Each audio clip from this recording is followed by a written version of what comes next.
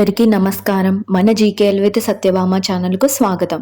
ఈరోజు మనం చాలా సింపుల్‌గా, టేస్టీగా ఉండే దొండకాయ కూర ఎలా చేయాలో చూద్దాం. చాలా తక్కువ మసాలాలతో ఈజీగా తయారయ్యే ఈ కూర వేడివేడిగా ఉన్న అన్నంతో చాలా రుచిగా ఉంటుంది. మరి ఆలస్యం లేకుండా రెసిపీ స్టార్ట్ చేద్దామా? ముందుగా పావు కిలో దొండకాయల్ని తీసుకొని వాటిని శుభ్రంగా కడిగి పక్కన పెట్టుకోవాలి.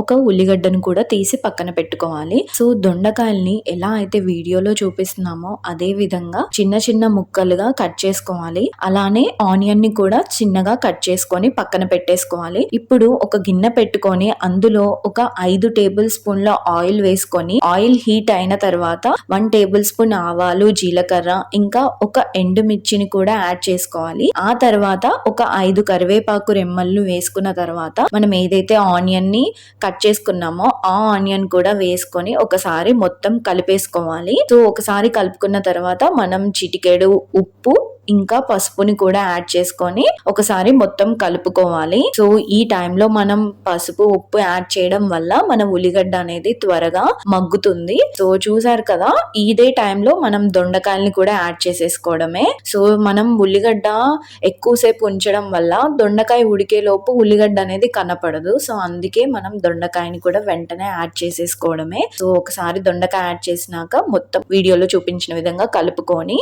ఒక 5 నుంచి 10 నిమిషాల వరకు పక్కన పెట్టేసేయాలి. దొండకాయ అనేది చాలా హెల్దీ వెజిటబుల్. ఇందులో ఫైబర్ ఎక్కువగా ఉంటుంది, అందుకే డైజెషన్ కి హెల్ప్ చేస్తుంది. సో చూసారు కదా, మూత పెట్టుకొని దాని మీద వాటర్ వేసుకోవాలి. సో ఎందుకంటే దొండకాయలో ఎలాంటి వాటర్ అనేది ఉండదు కాబట్టి మనం మూత మీద వాటర్ వేసుకోవాలి, లేకపోతే అడుగు అంటుతుంది. సో చూసారు కదా, 5 నిమిషాల తర్వాత మన దొండకాయ అనేది ఉడుకుతూ ఉంది. సో వాటర్ అనేది కొంచెం కొంచెం రిలీజ్ చేస్తూ ఉంది కదా. సో ఇదే టైంలో నేను ఒక మ్యాజిక్ ఇంగ్రీడియంట్ ని యాడ్ చేస్తున్నాను, అదే పాలు. సో ఒక హాఫ్ గ్లాస్ పాల్ని యాడ్ చేస్తే మన ఈ దొండకాయ కూర ఫ్లేవర్ అనేది ఇంకా చాలా బాగుంటుంది. ఒకసారి పాలు పోసిన తర్వాత వీడియోలో చూపించిన విధంగా టాస్ చేసుకొని మళ్ళీ స్టవ్ మీద పెట్టేసుకొని మూత పెట్టుకొని ఒక 5 నిమిషాలు ఉంచాలి. సో చూసారు కదా, 5 నిమిషాల తర్వాత మన దొండకాయ అనేది ఆల్మోస్ట్ కుక్ అయిపోయింది. సో ఇదే టైంలో మనం ఉప్పు యాడ్ చేసేసుకోవాలి. సో మనం పావు కిలో దొండకాయ తీసుకున్నాంగా, దీనికి హాఫ్ టేబుల్ స్పూన్ ఉప్పు అయితే సరిపోతుంది. ఒకసారి ఉప్పు వేసిన తర్వాత మొత్తం కలుపుకోవాలి. సో కలుపుకొని ఒక 2 నిమిషాల తర్వాత మనం ఇదే టైంలో ధనియా పౌడర్ ని కూడా యాడ్ చేసుకోవాలి. ఒక 1 టేబుల్ స్పూన్ ధనియా పౌడర్ ని యాడ్ చేసేసుకున్నాను నేను.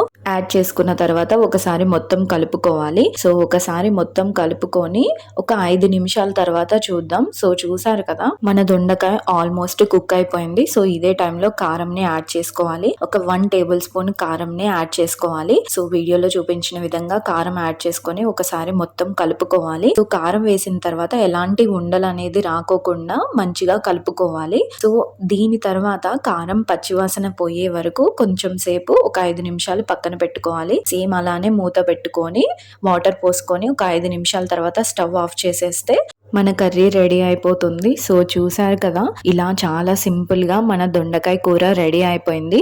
మీరు కూడా ఇంట్లో ట్రై చేసి ఎలా వచ్చిందో కామెంట్స్ లో తప్పకుండా చెప్పండి. వేడివేడిగా ఉన్న అన్నంతో ఈ కూర చాలా బాగుంటుంది. ఇంకా దొండకాయలో విటమిన్స్ మరియు మినరల్స్ కూడా చాలా ఉంటాయి. ఇది light and healthy home made కర్రీగా డైలీ మీల్స్ కి చాలా పర్ఫెక్ట్ డిష్. సింపుల్ స్పైసెస్ తో ఫ్రై చేస్తే నైస్ టేస్ట్ వస్తుంది. సో వీడియో నచ్చితే లైక్ చేయండి, షేర్ చేయండి, సబ్స్క్రైబ్ చేయడం మాత్రం మర్చిపోవద్దు. మళ్ళీ ఇంకో మంచి రెసిపీతో త్వరలో కలుద్దాం. Thank you for watching.